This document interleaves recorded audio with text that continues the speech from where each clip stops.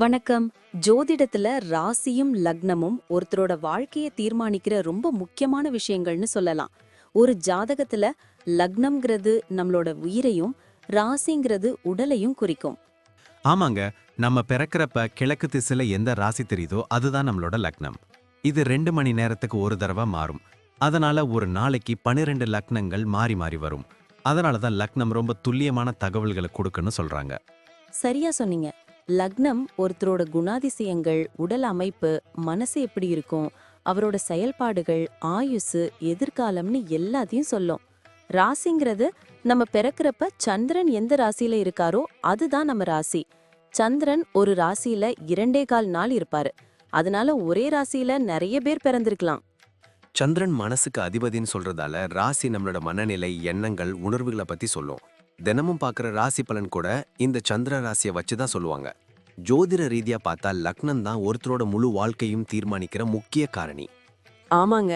நம்மளோட ஆளுமை, சிந்தனை, செய்யற வேலைகள், அதிர்ஷ்டம்னு எல்லாத்துலயும் லக்னம் தான் முக்கிய பங்கு வகிக்கும். ராசி அதுக்கு துணையா செயல்படும்.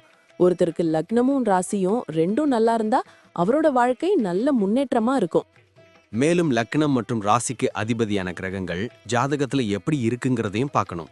ஒரு கிரகம் லக்னப்படி கெடுதல் பண்ற மாதிரி இருந்தாலும் ராசிப்படி அதே கிரகம் நல்ல பலன்களை கொடுத்தா அந்த கெடுதல் குறைஞ்சி நல்லதாவே மாற வாய்ப்பு இருக்கு.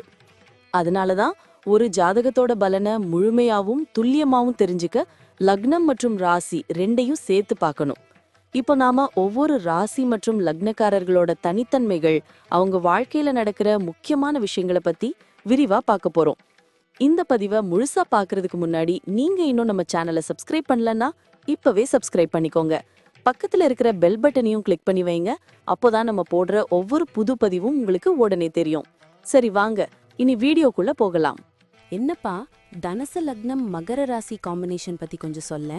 என் ஃப்ரெண்டு ஒருத்தன் இந்த டைப் தான். பார்க்கறதுக்கு ரொம்ப வித்தியாசமா இருக்கான். ஆமாப்பா, இது ஒரு செம டெட்லி காம்பினேஷன். ஏன் தெரியுமா? தனுசு லக்னத்துக்கு அதிபதி குரு பகவான், மகர ராசிக்கு அதிபதி சனி பகவான்.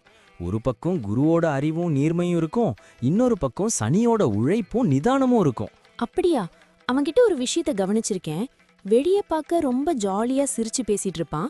ஆனா ஏதாச்சும் காரியம் வந்துட்டா ரொம்ப சீரியஸா மாறிடுறானே. கரெக்டா புடிச்ச. தனுசுங்கிறது நெருப்ப தத்துவம், அது அவங்களுக்கு பெரிய லட்சியத்தை கொடுக்கும். மகரம் நிலத்தத்துவம், அது அந்த லட்சியத்தை எப்படி அடையணும்னு பிராக்டிக்கலா யோசிக்க வைக்கும்.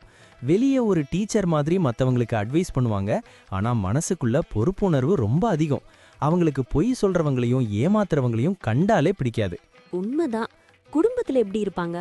அவன் வீட்ல எல்லா பொறுப்பையும் இவனே இழுத்து போட்டுட்டு செய்யறான். அதுதான் அவங்க ஸ்பெஷாலிட்டி. வீட்ல ஒரு பெரிய தூண் மாதிரி இருப்பாங்க. குருவோட ஆதிக்கத்தால வீட்ல எல்லாருக்கும் சுதந்திரம் கொடுக்கணும்னு நினைப்பாங்க. ஆனா சனி பகவான் அவங்கள கொஞ்சம் கராரா இருக்க வைப்பார். அப்பா அம்மாவுக்காக தன்னோட ஆசைகளை கூட தியாகம் பண்ணுவாங்க. ஆனா ஒண்ணு, அவங்க பேச்சு சில நேரம் ரொம்ப டைரக்டா இருக்கும். அது மத்தவங்கள காயப்படுத்தலாம். ஆனா மனசுல அன்பு அதிகம்னு புரிஞ்சுக்கிட்டா அவங்க குடும்பம் ஸ்வர்க்கம்தான். அவனோட பிசினஸ் பத்தி சொல்லவே வேணாம். எதை தொட்டாலும் ரொம்ப யோசிச்சு தான் இறங்குறான். இவங்களுக்கு எந்த துறை செட் ஆகும்? இவங்க சூப்பர் பிளானர்ஸ். பேங்க்கு, அக்கவுண்ட்ஸு, இல்லைனா ஸ்கூலு, கோயில் சம்மந்தப்பட்ட வேலைகளில் பின்னி எடுப்பாங்க. அதே சமயம் கன்ஸ்ட்ரக்ஷன், இரும்பு சம்மந்தப்பட்ட பிஸ்னஸ்லையும் ஜெயிக்க முடியும். இவங்க மற்றவங்க கீழே வேலை செய்கிறத விட சொந்தமாக தொழில் செஞ்சாதான் லாபம். ஏன்னா இவங்க வேகத்துக்கு மற்றவங்களால ஈடு கொடுக்க முடியாது. ஆரம்பத்தில் கொஞ்சம் கஷ்டப்பட்டாலும் லேட்டாக வந்தாலும் இவங்க சக்ஸஸ் ரொம்ப ஸ்டேபிளாக இருக்கும். காசு விஷயத்துல எப்படி? ரொம்ப கஞ்சத்தனமா இருப்பாரோ? கஞ்சத்தனம்னு சொல்ல முடியாது, ஆனா கணக்கு பார்ப்பாங்க. குரு இருக்கிறதால பணம் வரும், சனி இருக்கிறதால அதை சிக்கனமா செலவு பண்ணுவாங்க. தங்கம், நிலம்னு இன்வெஸ்ட் பண்றதுல இவங்க கில்லாடி. தேவையில்லாம கடன் வாங்குறத கௌரவ குறைச்சலான்னு நினைப்பாங்க. மிடில் ஏஜுக்கு அப்புறம் இவங்க கிட்ட நல்ல சொத்து சுகம் சேரும். ஆரோக்கியத்துல ஏதாவது ஸ்பெஷலா கவனிச்சுக்கணுமா? ஆமா, தனுசுங்கிறதால தொட, லிவர் சம்பந்தப்பட்ட பிரச்சனை வர வாய்ப்பு இருக்கு. மகரங்கிறதால எலும்பு, முட்டி வலி வரலாம். முக்கியமா இவங்க எதையாவது யோசிச்சுக்கிட்டே இருக்கிறதுனால தூக்கமின்மை வரும். கொஞ்சம் யோகா, மெடிடேஷன் பண்ணா நல்லா இருக்கும். அப்புறம் சாப்பாட்டுல இனிப்பை குறைச்சிக்கிட்டா ரொம்ப நல்லது. பசங்க விஷயத்துல எப்படி இருப்பாங்க? ரொம்ப பாசமான, அதே சமயம் கண்டிப்பான அப்பா அம்மாவா இருப்பாங்க.